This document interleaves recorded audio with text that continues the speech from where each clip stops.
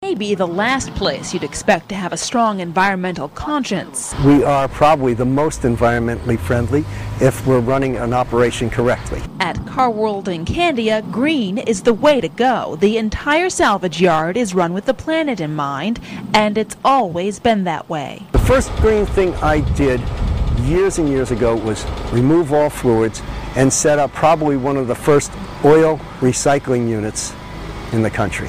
Recycled oil heats the 20,000 square feet of buildings on the property. Drained gasoline and diesel fuel the company vehicles. All my employees drive free. Wow. That's a benefit. You hiring?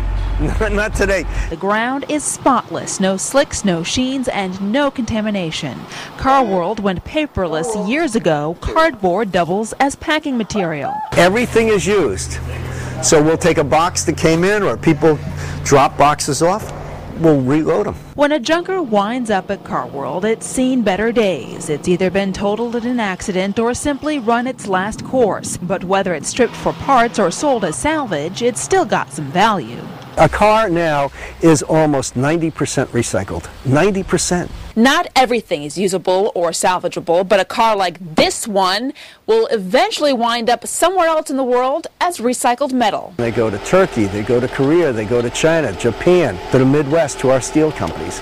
And they become bridges, railroad ties, Toyotas. Jeff Cantor and Car World set the standard in New Hampshire, literally. He works with the State Department of Environmental Services on regulations for salvage yards and on the newly formed Green Yard certification program. Land is valuable, and I want something that will still be valuable when I'm done. That Green Yard certification is a little more than a year old. So far, 20 or more than 20 of the state's 150 junkyards have signed on, and many others have expressed an interest. Leslie? Wow, do they throw anything away there, Lauren? Not much.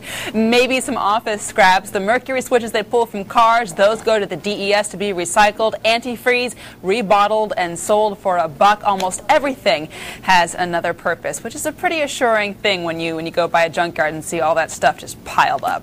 Really interesting. Lauren Collins, thank you.